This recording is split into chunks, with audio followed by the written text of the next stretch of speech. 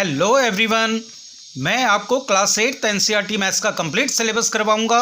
इसलिए चैनल को सब्सक्राइब कर बेल आइकन को प्रेस कर लीजिएगा ताकि आपको आने वाली सभी वीडियोस का नोटिफिकेशन मिलता रहे। चलिए आज स्टार्ट करते हैं एक्सरसाइज 11.2 से क्वेश्चन नंबर 7, 8 एंड 9। क्वेश्चन 7 में हमें गिवन है a batch of bottles were packed in 25 boxes with 12 bottles in each box. If the same batch is packed using 20 bottles in each box, how many boxes would be filled? बहुत सारी bottles हैं और उन bottles को 25 boxes में pack किया गया है और हर बॉक्स में 12 बोटल्स हैं, मतलब 12 बॉटल का एक बॉक्स हो गया, फिर 12 बोटल्स का दूसरा बॉक्स हो गया। इस तरह 25 बॉक्सेस में 12 बोटल्स को पैक किया गया है। अब अगर 12 बोटल्स की जगह हर बॉक्स में 20 बोटल्स रखते हैं तो कितने बॉक्स फिल होंगे, ये आपको बताना है। अब देखिए, दो चीज़ें हमें गिवन है, एक हमें गिवन है नंबर ऑफ बॉक्सेस और दूसरा हमें गिवन है नंबर ऑफ बोटल्स। तो हम टेबल बनाएंगे और टेबल में सबसे पहले यही फिक्स करेंगे। पहला हमें गिवन है number of boxes,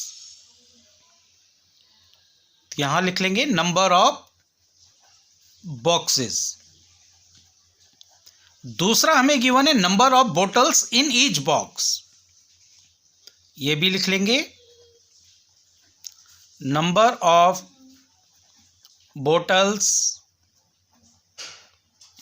in each box. अब देखिए, हमें गिवन है अब batch of bottles were packed in 25 boxes, तो नंबर ऑफ बॉक्सेस ये हो गया 25 with 12 bottles in each box. और अगर 25 बॉक्सेस हैं तो हर बोटल 12 बोटल्स का एक बॉक्स बनाए, तो यानी number of bottles in each box हो गया 12। इसके बाद हमें बोला है कि अगर 20 बोटल्स, हर एक पैक्ड में 20 बोटल्स हों, तो number of bottles in each box ये 20, तो कितने box, how many box would be filled, तो कितने बॉक्स, नंबर ऑफ बॉक्सेस कितने होंगे कि हर एक पैक में जो है 20 बोटल्स हो। तो नंबर ऑफ बॉक्सेस हमें फाइंड आउट करना है, तो इसको हम लेट कर लेंगे x। तो यहीं से स्टार्ट करेंगे। सबसे पहले हम लिखेंगे let the number of boxes equal to x, तो ये हो जाएगा नंबर ऑफ, लेट कर लेते हैं, let the number of boxes equal to x। अब देखिए, अब नंबर ऑफ बॉक्सेस और नंबर ऑफ बोटल्स में रिलेशन देखेंगे। सबसे पहले इनवर्स रिलेशन में है या डायरेक्ट रिलेशन में है। तो अब नंबर ऑफ बॉक्सेस और नंबर ऑफ बोटल्स में रिलेशन देख के हमें पता लगता है कि जब 12 बोटल्स हर बॉक्स में थी तो 25 बॉक्स फिल हो रहे थे। तो जब 20 बोटल्स एक बॉक्स में पैक करेंगे तो कम बॉक्सेस में बोतल पैक हो जाएंगी, यानी एक चीज को बढ़ाने से दूसरी चीज कम हो रही है। तो ये आपस में इनवर्सली प्रोपोर्शन है। तो सबसे पहले हम यही लिखेंगे number of boxes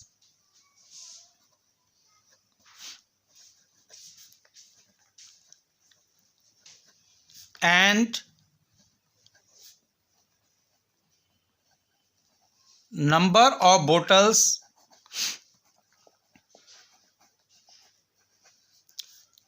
in each box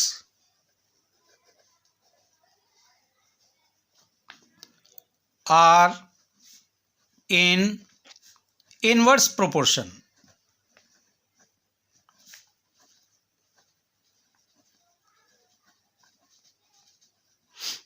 अब देखिए, इनवर्स प्रोपोर्शन में हमें मालूम है क्या होता है, इन दोनों का प्रोडक्ट इक्वल टू हो जाएगा इन दोनों के प्रोडक्ट के इक्वल, यानी 25 मल्टीप्लाई 12 इक्वल हो जाएगा x मल्टीप्लाई 20 के।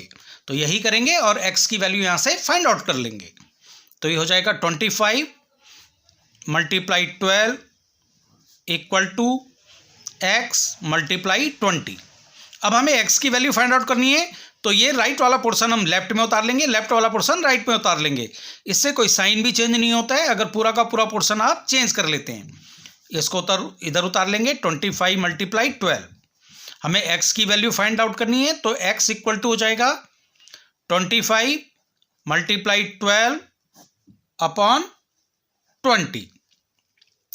अब देखिए ये 5 से कट रहे हैं दोनों, 5 4 जा 20, 5 5 जा 25। इसके बाद ये 4 और 12 ये आपस में कट रहे हैं, 4 1 जा 4, 4 3 जा 12 एंड 5 मल्टीप्लाई 3, तो x इक्वल टू हो गया 5 3 जा 15। मीन्स अगर number of bottles in each box 20 होगी तो नंबर ऑफ बॉक्सेस वो 15 बॉक्स में ही पैक्ड हो जाएंगी।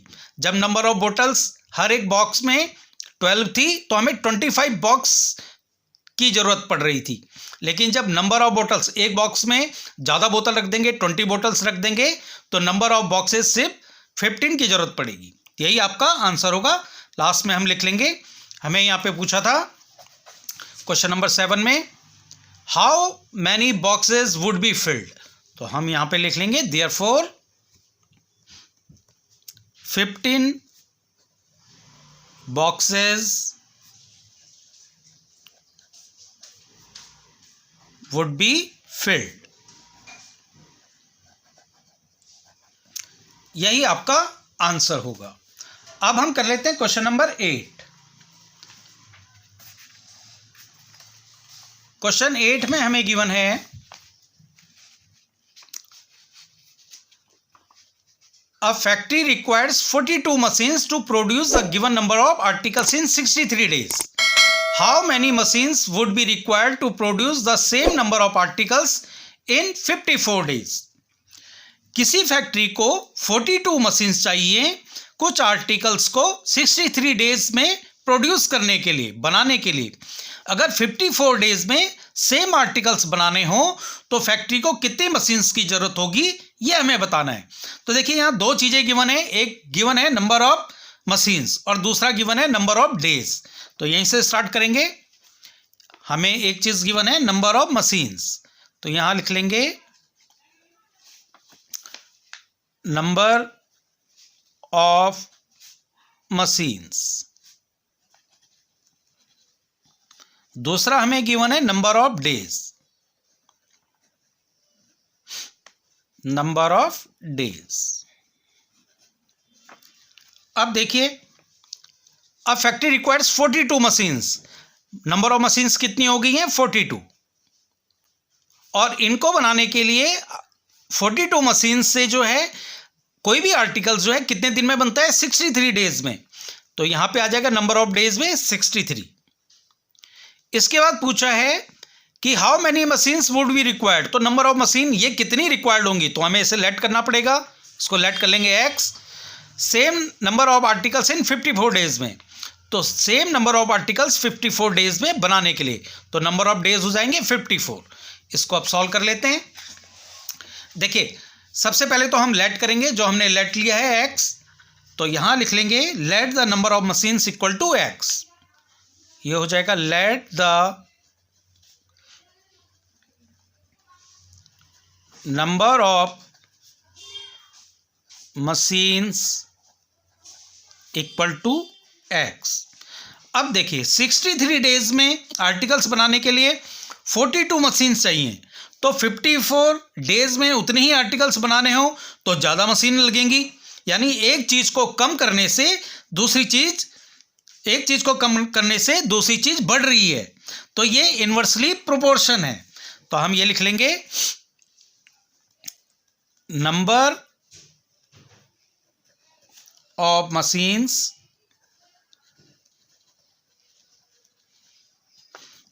and number of days and number of days are in inverse proportion, inverse proportion। अब हमें मालूम है इनवर्स प्रोपोर्शन में क्या होता है, इन दोनों का जो प्रोडक्ट है वो इन दोनों के प्रोडक्ट के इक्वल हो जाएगा। मीन्स 42 मल्टीप्लाई 63 इक्वल टू हो जाएगा x मल्टीप्लाई 54 के। आगे सॉल्व कर लेते हैं। हमें x की वैल्यू फाइंड आउट करनी है, तो ये पूरा पोर्शन हम लेफ्ट में ले आते हैं और ये वाला पोर्शन जो है राइट में उतार लेंगे। तो x इक्वल टू हो जाएगा 42 मल्टीप्लाई 63, 54 मल्टीप्लाई में है तो साइड चेंज होते ही ये डिवाइड में आ जाएगा 54। अब ये देखिए 9 से दोनों कट रहे हैं, 9 6 जा 54, 9 7 जा 63। इसके बाद ये 6 और 42 ये आपस में कट रहे हैं, 6 1 जा 6, 6 7 जा 42। अब ऊपर हमारे पास बचा है 7 मल्टीप्लाई 7, तो x इक्वल टू हो जाएगा 7 मल्टीप्लाई 7, 7 7 जा 49। मीन्स अगर नंबर ऑफ डेज 54 हो तो नंबर ऑफ मशीन्स हमें चाहिए होंगी 49। तो लास्ट में हम लिख लेंगे therefore 49 machines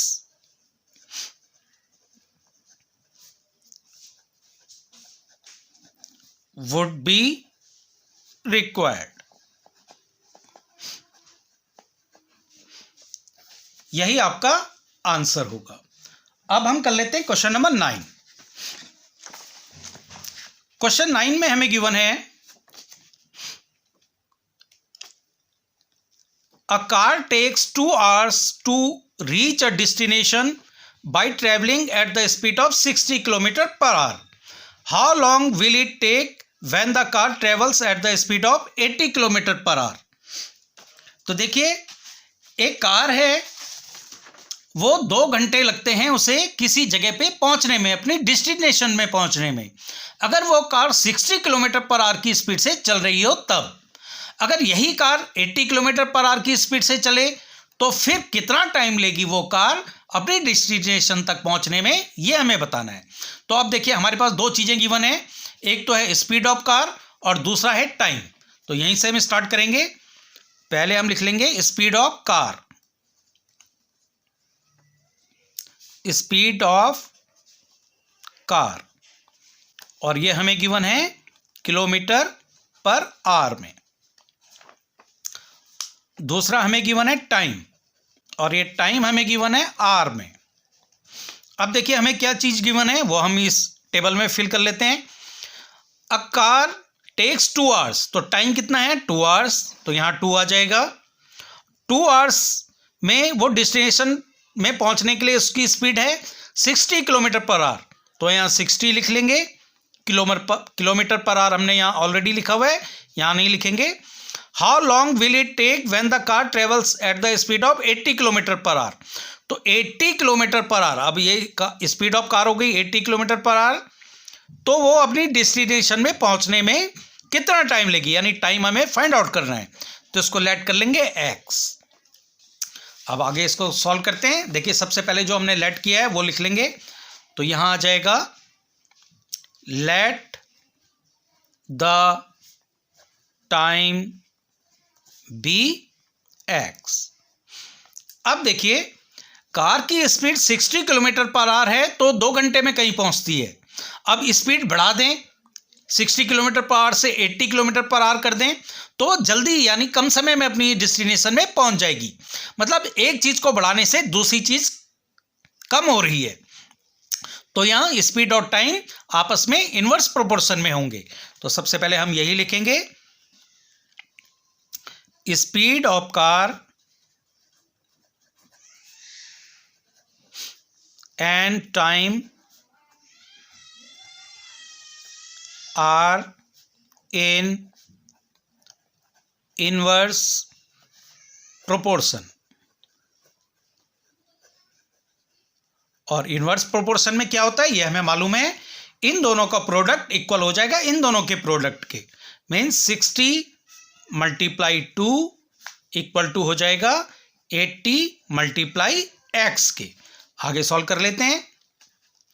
इसको हम इधर ले आते हैं, ये 80 मल्टीप्लाई x, क्योंकि हमें x की वैल्यू फाइंड आउट करनी है, लेफ्ट में उतार लेंगे, और ये 60 मल्टीप्लाई 2 को राइट में उतार लेंगे। तो x इक्वल टू हो जाएगा 60 मल्टीप्लाई 2, और ये जो मल्टीप्लाई में 80 इक्वेशन का रूल होता है, जब साइड चेंज होती है तो ये डिवाइड में चला जाता है। आगे सॉल्व कर लेते हैं। 0 से ये 0 कट हो रहा है, 2 1 जा 2, 2 4 जा 8, और ये आपस में कट रहे हैं, 2 2 जा 4, 2 3 जा 6। तो x इक्वल टू हमारे पास आ गया 3/2। अब ये इम्प्रॉपर फ्रैक्शन में है तो इसको मिक्स फ्रैक्शन में लिख लेंगे। मिक्स फ्रैक्शन में कैसे लिखेंगे, 2 से डिवाइड करेंगे 3 को, 2 1 जा 2, 3 में से 2 को माइनस करेंगे 1 आएगा। तो ये तो पूरा गया है, यानी ये होल है, होल यहाँ आएगा। ये जो डिनोमिनेटर में है ये यहीं रहेगा 2, और ये 1, ये आ जाएगा, जो रिमाइंडर है ये आ जाएगा ऊपर। तो ये हो जाएगा 1 होल 1/2, यानी 1.5 आवर, 1.5 घंटे में। यानी कार जो है 1.5 घंटे में अपने डेस्टिनेशन में पहुंचेगी अगर उसकी स्पीड 80 किलोमीटर पर आवर पे है। देखिए 60 किलोमीटर पर आवर स्पीड थी तो 2 घंटे में पहुंच रही थी। अब 80 किलोमीटर पर आवर स्पीड बढ़ा देंगे तो कम टाइम में, यानी 1.5 घंटे में अपने डेस्टिनेशन में पहुंच जाएगी। तो लास्ट में लिख लेंगे देयरफॉर कार विल टेक